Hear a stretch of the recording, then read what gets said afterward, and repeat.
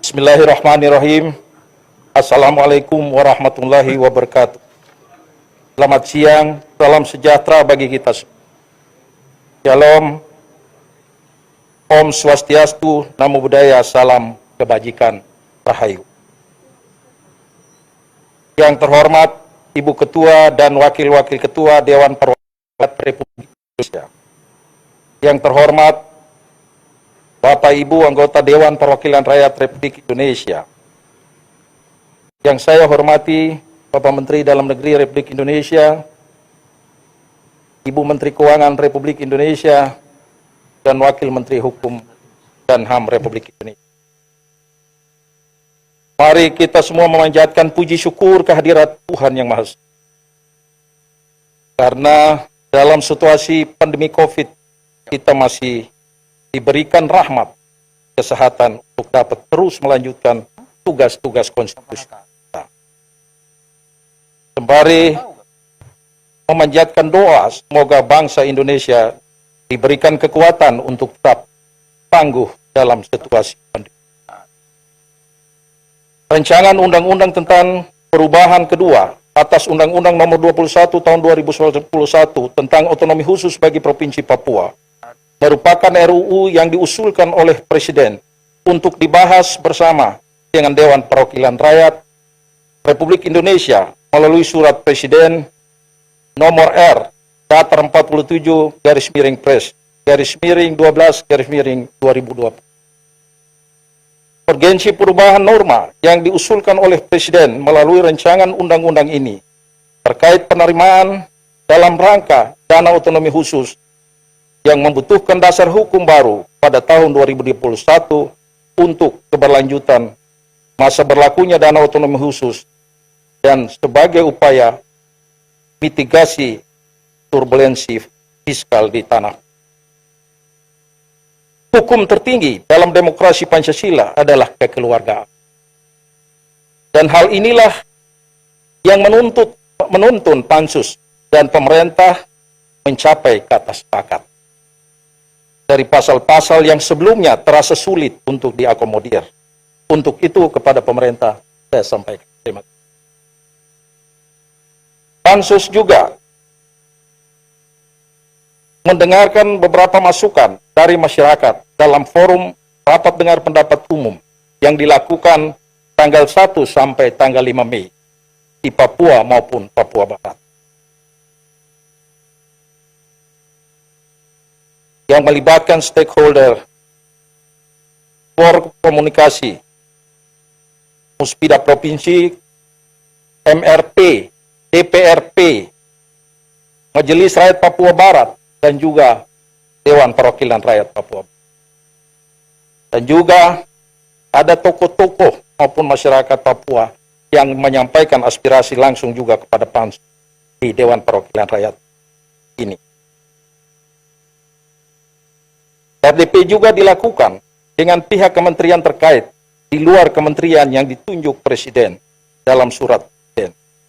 Bahkan pembahasan juga melibatkan peran aktif Dewan Perwakilan Daerah Republik Indonesia dari awal pembahasan hingga pembicaraan.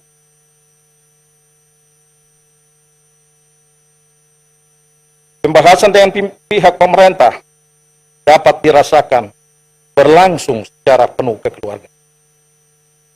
Hal ini dapat dilihat dari hasil akhir RUU yang diadopsi oleh banyak masukan dari fraksi-fraksi di Dewan Perwakilan Rakyat Republik Indonesia maupun Dewan Perwakilan Daerah Republik Indonesia. Bahkan terdapat 2 pasal baru dalam undang-undang perubahan ini. Bapak Ibu hadirin yang mulia, rancangan undang-undang ini usulkan oleh pemerintah berisi perubahan terhadap 3 pasal, yakni pasal 1, pasal 34, dan pasal 36, yang memuat materi mengenai dana otonomi khusus dan pemekaran wilayah Papua. Namun dari hasil RDP dan RDPU yang dilaksanakan oleh Pansus, fraksi DPR berpandangan bahwa persoalan di Papua tidak dapat diselesaikan hanya melalui 3 pasal tersebut. Pada akhirnya, sebanyak 15 pasal di luar substansi yang diajukan Presiden, ditambah 2 pasal substansi materi di luar undang-undang dapat diakomodir oleh pemerintah dalam perubahan Undang-Undang Nomor 21 Tahun 2001. Sehingga terdapat 18 pasal yang mengalami perubahan dan 2 pasal baru. Jumlahnya 20 pasal. Beberapa perubahan pasal yang penting untuk disampaikan dalam forum rapat paripurna yang berbahagia ini adalah sebagai berikut. Pertama, RUU ini mengakomodir perlunya pengaturan kekhususan bagi orang asli Papua dalam bingkai politik, dalam bidang politik, pendidikan, kesehatan, ketenaga kerjaan, dan perekonomian, serta memberi dukungan bagi pembinaan masyarakat adat. Dalam bidang politik, dapat dilihat dengan berdirinya, diperluasnya peran politik bagi orang asli Papua dalam rangka di DPRK, sebuah nomenklatur baru pengganti DPRD yang diinisiasi dalam undang-undang ini. Menegaskan pula bahwa kursi dari unsur pengangkatan DPRK ini tidak boleh diisi oleh partai politik. Memberikan afirmasi 30% dari unsur perempuan. Penegasan ini juga berlaku bagi Dewan Perwakilan Rakyat. Dalam bidang pendidikan dan kesehatan, RUU ini telah mengatur mengenai kewajiban pemerintah provinsi dan pemerintah kabupaten kota untuk mengalokasikan anggaran pendidikan, kesehatan untuk orang asli Papua. Hingga dengan demikian, orang asli Papua dapat menikmati pendidikan sampai jenjang pendidikan. Dan tingkat kesehatan orang asli Papua juga semakin meningkat secara simultan. Dalam bidang ketenaga kerjaan dan perekonomian, pasal 38 telah menegaskan bahwa dalam melakukan usaha-usaha perekonomian di Papua, wajib mengutamakan orang asli Papua. Hingga dengan demikian, anak-anak asli Papua yang memenuhi syarat pendidikan dapat direkrut sebagai tenaga kerja. Dalam bidang pemberdayaan, pasal 36 ayat 2, huruf D menegaskan bahwa sebesar 10% dari dana bagi hasil dialokasikan untuk belanja bantuan pemberdayaan masyarakat adat. Semakin berdaya masyarakat adat akan menyentuh juga pemberdayaan bagi orang asli.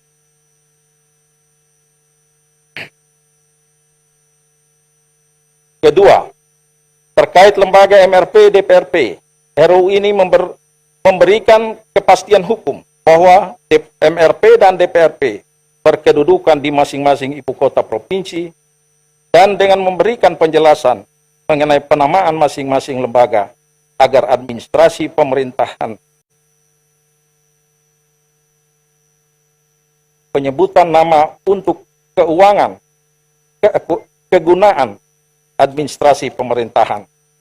RUU ini juga memberikan penegasan bahwa anggota MRP tidak boleh berasal dari partai politik. Ketiga, terkait partai politik lokal, pasal 28 Undang-Undang Nomor 21 2021 yang selama ini diartikan sebagai hadirnya politik lokal di Papua yang telah menimbulkan kesalahpahaman antara pemerintah daerah dan pusat. Agar tidak terjadi perbedaan pandangan, RUU ini mengadopsi putusan Mahkamah Konstitusi nomor 41 garis miring PUU garis datar 17 angka Romawi garis miring 2019 dengan menghapus ketentuan ayat 1, ayat 2, pasal 28. Sebagai wujud kekhususan di Papua, maka keanggotaan DPRP dan DPRK selain dipilih, dilakukan juga pengangkatan dari unsur orang asli Papua. Dengan tersedianya ruang pengangkatan, hal ini diharapkan dapat memenuhi keinginan nyata orang asli Papua. Jadi tadi malam saya hitung-hitung, kursi pengangkatan ini sekitar 250 kursi untuk seluruh kabupaten kota di Papua. Kemudian 30% untuk perempuan, sekitar 75 kursi. Ini terobosan di bidang afirmasi politik. Keempat, terkait dana otsus, panitia khusus menyadari bahwa persoalan otonomi khusus tanah Papua bukan semata-mata mengenai besaran dana otsus. Sekalipun Pansus dan pemerintah bersepakat bahwa dana otsus mengalami peningkatan dari 2% tahun nasional menjadi 2,25%. Namun RUU ini telah memperkenalkan sebuah tata kelola baru dalam penggunaan dana otonomi. Tata kelola baru tersebut yaitu 1. Pencairan dana otonomi khusus dilakukan melalui 2 skema, yaitu penerimaan umum dan penerimaan yang berbasiskan kinerja. Penerimaan berbasiskan kinerja ini mengatur bahwa sebesar minimal 30% dialokasikan untuk pendidikan dan 20% untuk kesehatan. Aturan ini merupakan sebuah skema baru yang diharapkan mampu meningkatkan pendidikan dan kesehatan.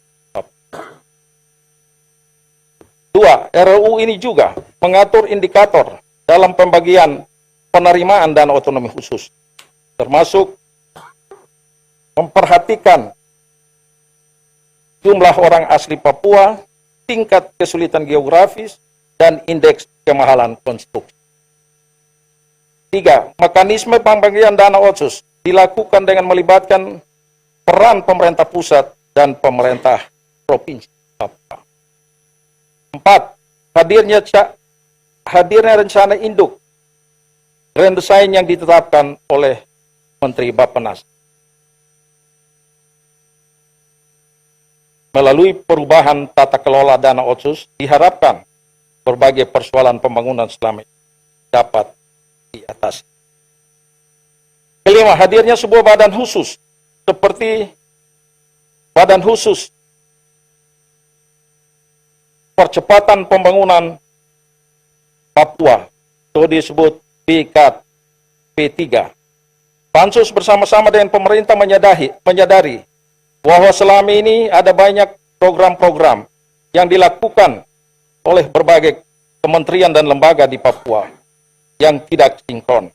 Oleh karena itu, kehadiran Badan Khusus Percepatan Pembangunan Papua yang diketuai langsung oleh Wakil Presiden Republik Indonesia, Menteri Dalam Negeri, Menteri Bappenas, dan Menteri Keuangan, serta masing-masing perwakilan dari setiap provinsi Papua yang ada di Papua dapat meningkatkan efektivitas dan efisiensi pembangunan di Papua. Pansus memberikan penekanan agar lembaga kesertiatan badan di Papua. Hal ini juga merupakan simbol kehadiran istana di Papua. Ketujuh, Pansus DPR bersama pemerintah berkomitmen menghadirkan peraturan pelaksanaan dalam bentuk peraturan pemerintah paling lambat 90 hari kerja, dan penyelesaian perdasi dan perdasus diberi waktu 1 tahun.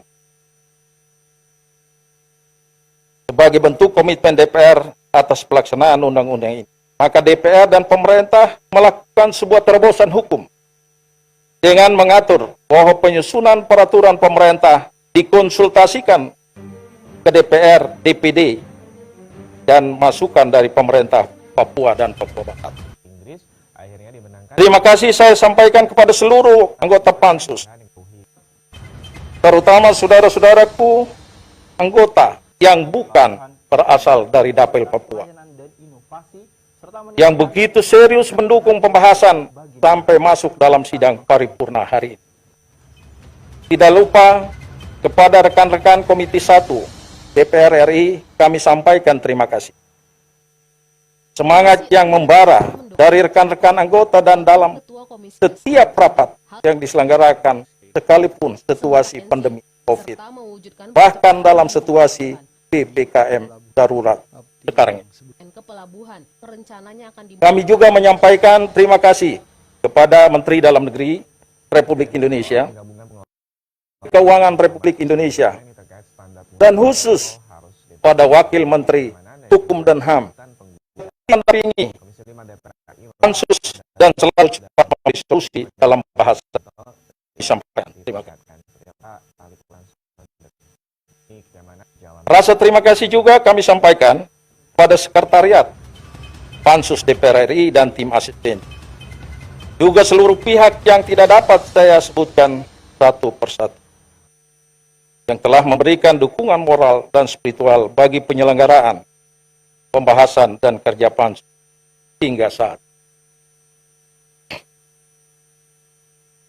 Akhirnya, dari mimbar Dewan yang mulia ini, izinkan saya untuk mengingatkan kita semua tentang pesan orang bijak. Keledai sekalipun tidak mau masuk ke lubang yang sama untuk kedua kali.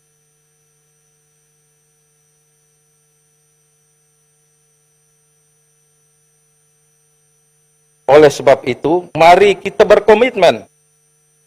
Sekali lagi, mari kita berkomitmen untuk melaksanakan seluruh revisi undang-undang ini sesuai dengan tugas dan wewenang kita masing-masing.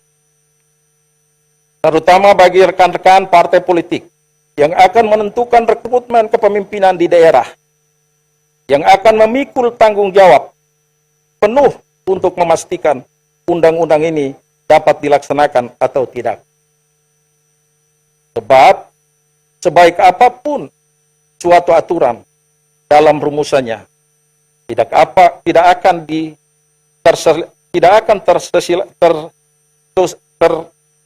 terrealisasikan tanpa adanya kepemimpinan yang berkomitmen dan berkapasitas. Aturan tersebut pun akan menjadi tidak lebih dari prosa dan puisi yang indah menghiasi lemari-lemari. Demikian laporan pansus yang kami sampaikan, dan dengan memohon pertolongan Tuhan Yang Maha Kuasa, kami serahkan laporan ini kepada pimpinan sidang untuk mendapat pengesahan dalam forum tertinggi paripurna. Wassalamualaikum warahmatullahi wabarakatuh. Om Swastiastu, Namo Buddhaya, salam kebajikan, Rahayu. Merdeka! Terima kasih, Ketua Pansus Komarudin Batu.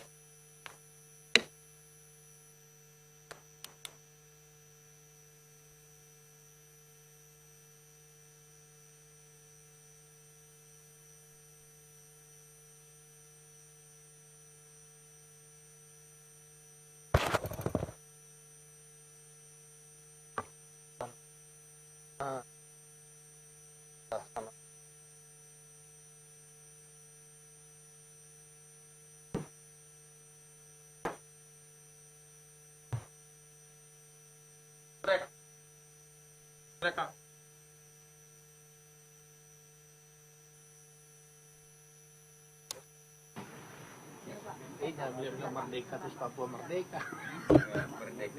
Terima kasih kami ucapkan kepada Saudara Komarudin Watubun SHMH selaku Ketua Pansus RUU tentang perubahan kedua atas Undang-Undang Nomor 21 Tahun 2021 tentang otonomi bagi Provinsi Papua yang telah menyampaikan laporannya. Selanjutnya kami akan menanyakan kepada setiap fraksi apakah RUU tentang perubahan kedua atas Undang-Undang Nomor 21 Tahun 2021 tentang otonomi khusus Papua dapat disetujui untuk disahkan menjadi undang-undang. Terima kasih. Selanjutnya kami akan menanyakan sekali lagi kepada seluruh anggota apakah RUU tentang perubahan kedua atas Undang-Undang Nomor 21 Tahun 2021 tentang otonomi khusus bagi Provinsi Papua dapat disetujui dan disahkan menjadi undang-undang. Terima kasih. Selanjutnya kami persilakan kepada yang terhormat Saudara Menteri Dalam Negeri untuk menyampaikan pendapat akhir mewakili Presiden. Kami persilakan.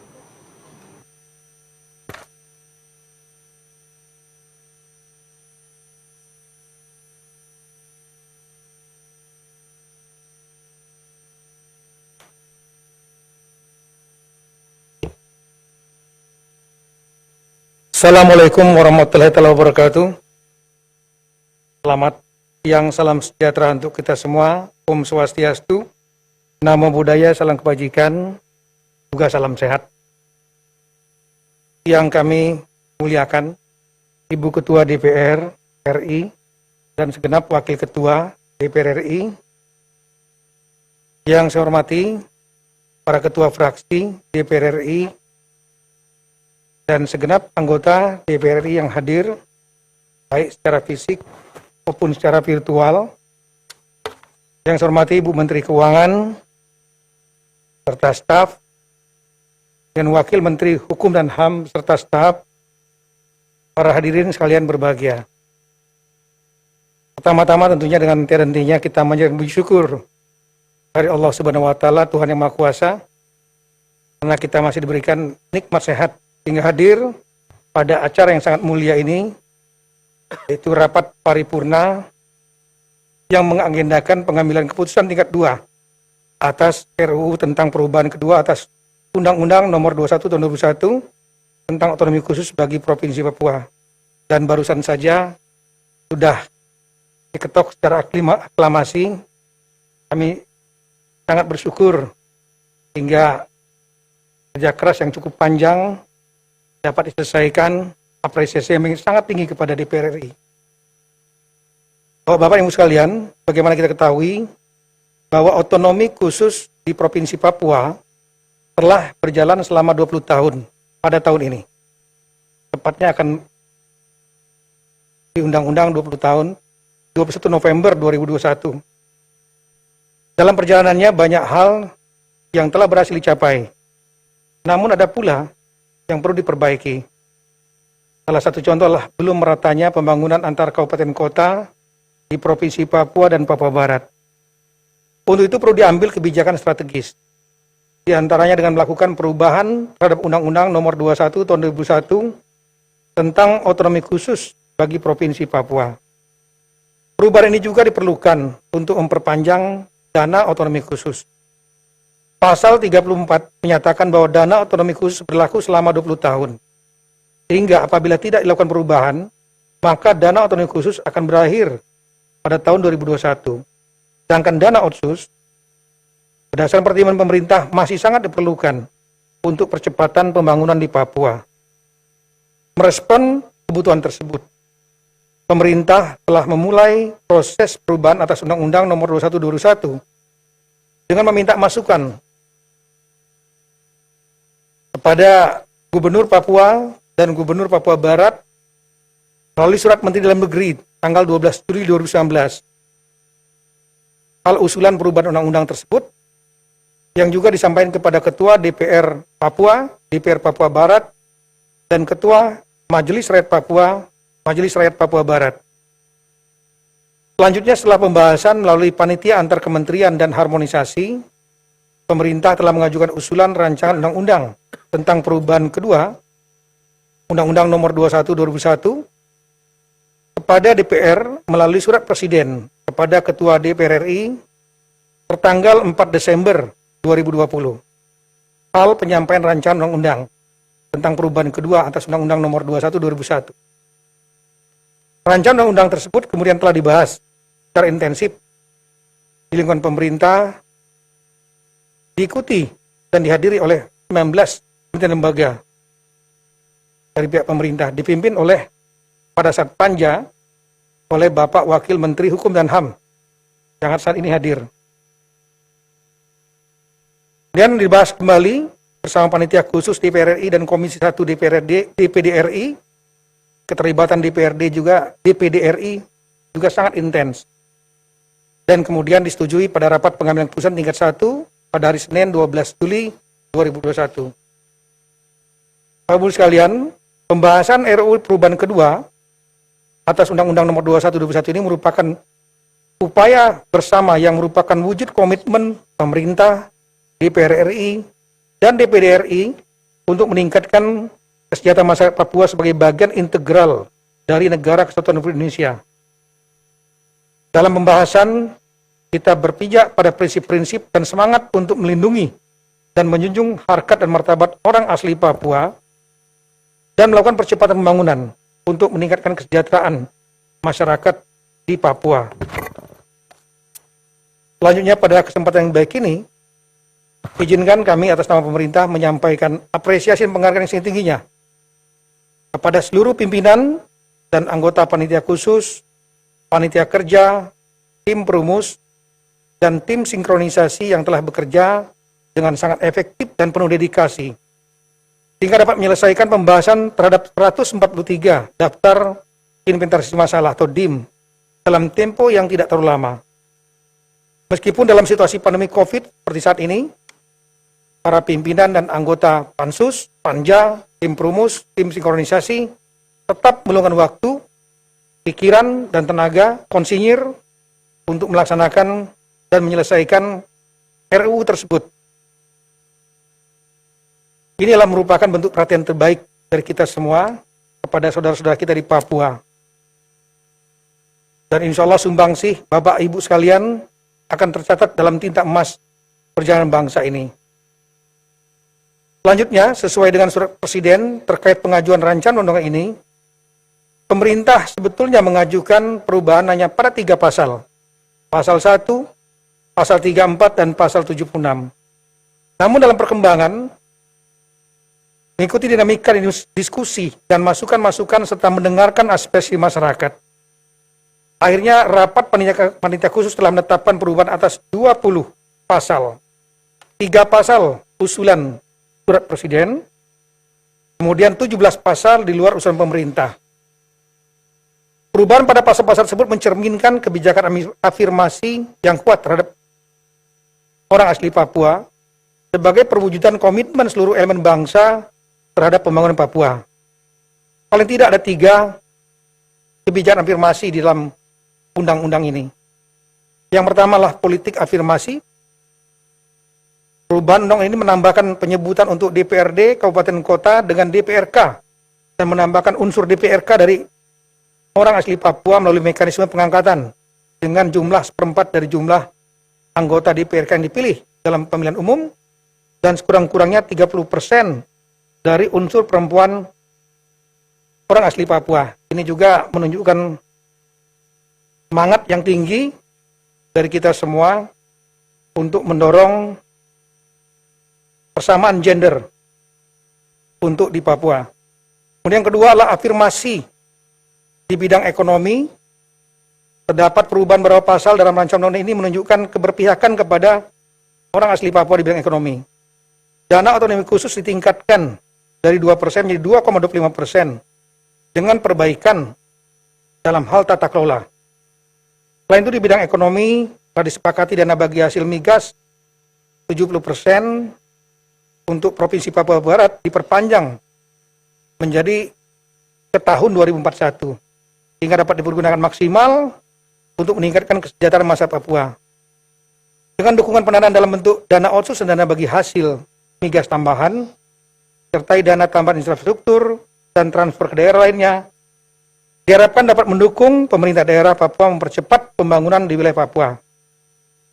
Kemudian dalam upaya untuk mendorong peningkatan pembangunan sektor prioritas, pendidikan dan kesehatan infrastruktur, juga telah diatur besaran penggunaan penerimaan dalam rangka otonomi khusus untuk sektor-sektor prioritas tersebut. Saya mikir tadi sudah disebutkan secara rinci oleh Ketua Pansus, Bapak Komarudin Watubun. Juga afirmasi dalam tata kelola pemerintahan. Perubahan yang telah disepakati dalam RUU ini juga menekankan aspek perbaikan tata kelola pemerintahan melalui peningkatan koordinasi dan pelaksanaan pengawasan yang dilakukan oleh DPR, DPD, BPK, dan perguruan tinggi, serta pembentukan badan khusus yang berada di bawah Presiden untuk melakukan koordinasi, sinkronisasi, harmonisasi, dan juga evaluasi pelaksanaan otonomi khusus di Papua. Bentuk lain dari perbaikan tata kelola yang juga diatur mengenai adanya rencana induk atau grand design untuk memberikan arah pembangunan yang lebih jelas dan terukur. Kemudian pembagian dana otsus menjadi penggunaan bersifat umum atau block grant dan penggunaan berbasis kinerja atau specific grant agar dana otsus tersebut betul-betul mencapai target kinerja output dan outcome. Dan ketiga, perbaikan mekanisme pembagian dan penyaluran dana otsus yang langsung ke kabupaten kota guna percepatan pemanfaatan dana otsus bagi masyarakat Papua yang tersebar di seluruh kabupaten kota. Perbaikan tata kelola ini, pemerintahan ini diharapkan dapat meningkatkan efektivitas, efisiensi dalam penyelenggaraan pemerintahan di Papua.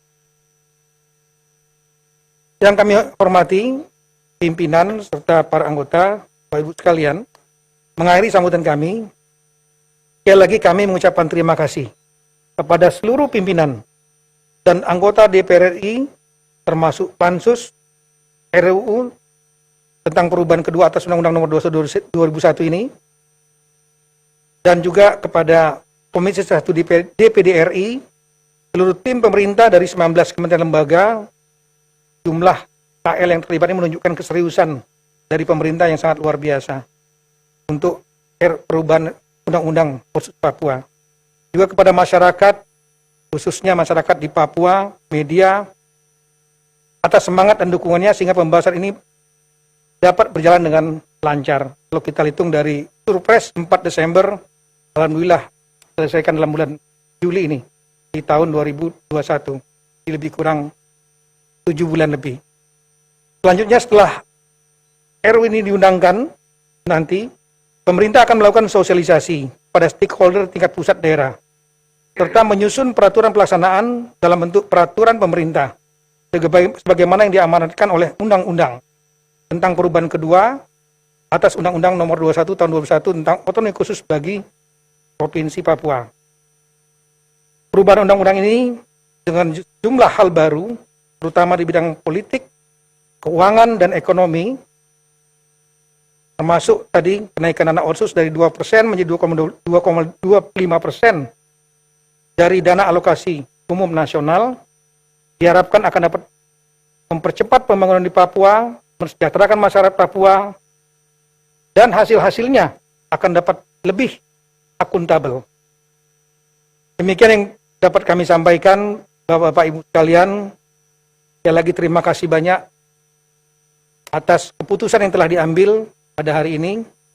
Semoga Allah Subhanahu wa taala, Tuhan Yang Maha Kuasa, memberikan kemudahan kepada kita dalam melaksanakan tugas untuk kepentingan masyarakat, bangsa, dan negara tercinta.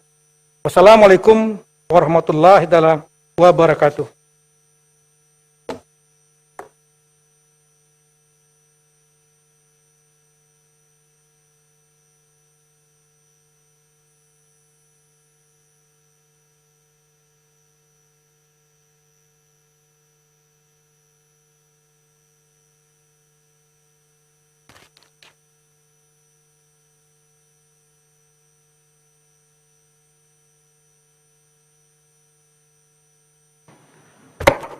Terima kasih kami ucapkan kepada Saudara Menteri Dalam Negeri RI yang telah menyampaikan pendapat akhir mewakili Presiden.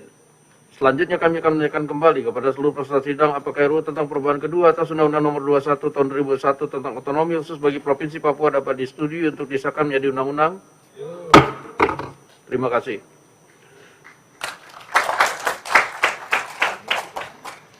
Sidang Dewan yang kami hormati, melalui forum ini kami menyampaikan terima kasih dan penghargaan yang setinggi-tingginya kepada yang terhormat Menteri Dalam Negeri RI dan Menteri Keuangan Republik Indonesia beserta jajarannya dan juga Kementerian Hukum dan HAM Republik Indonesia beserta jajarannya atas segala peran serta dan kerjasama yang telah diberikan selama pembahasan rancangan undang-undang tersebut. Perkenankan pula kami atas nama pimpinan Dewan menyampaikan penghargaan dan terima kasih kepada pimpinan dan anggota Pansus RUU tentang perubahan kedua atas Undang-Undang Nomor 21 Tahun 2001 tentang otonomi khusus bagi Provinsi Papua yang telah menyelesaikan pembahasan rancangan undang-undang ini dengan lancar. Hadirin yang kami muliakan, sebelum memasuki acara ketiga, kami persilakan kepada Menteri Dalam Negeri Republik Indonesia, Menteri Keuangan Republik Indonesia, dan Wakil Menteri Hukum dan HAM beserta jajaran untuk meninggalkan ruang sidang. Dan kami persilakan kepada calon ketua dan anggota Komite BPH Migas masa jabatan 2001-2025 untuk masuki rapat ruang paripurna. Dengan ini rapat kami skor.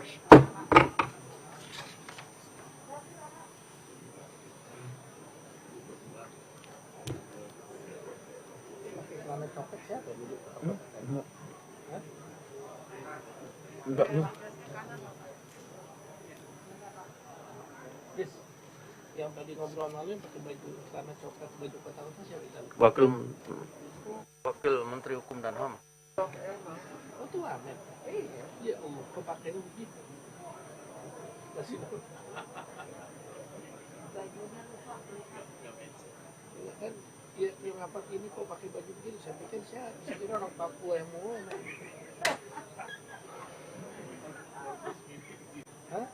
Baik, yang terhormat calon ketua dan anggota Komite BPH Migas masa jabatan 2021-2025 dan sidang dewan yang kami hormati, dengan ini skor kami cabut.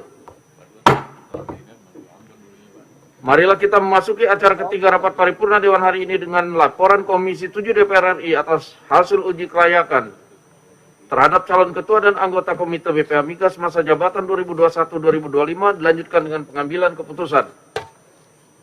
Untuk itu, kami persilakan kepada Ketua Komisi 7 DPR RI yang terhormat Saudara Sugeng Suparwoto untuk menyampaikan laporan Komisi 7 DPR RI atas hasil uji kelayakan terhadap calon ketua dan anggota Komite BPH Migas pada masa jabatan 2021-2025 dan dilanjutkan dengan pengambilan keputusan.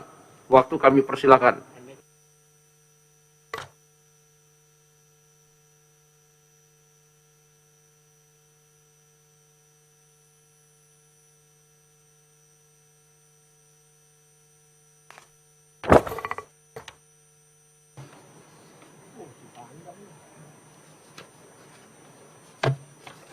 Udah.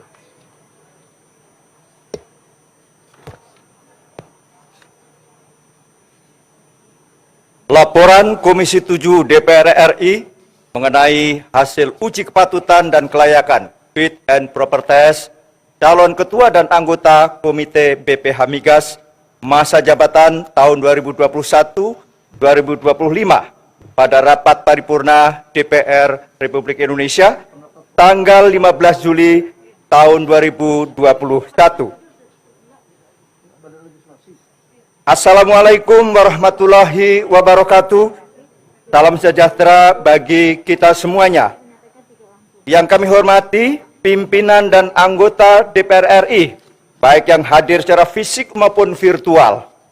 Yang kami hormati, para calon ketua dan anggota Komite BPH Migas masa jabatan 2021-2025. Serta hadirin yang berbahagia. Pada kesempatan yang berbahagia ini, marilah senantiasa kita memanjatkan puji syukur kehadirat Allah Subhanahu wa Ta'ala, karena atas limpahan rahmatnya kita dapat bertemu baik secara fisik maupun virtual dalam rapat paripurna DPR RI dengan keadaan sehat walafiat. Selanjutnya, perkenankanlah saya mewakili Komisi 7 DPR RI melaporkan hasil uji kepatutan dan kelayakan fit and proper test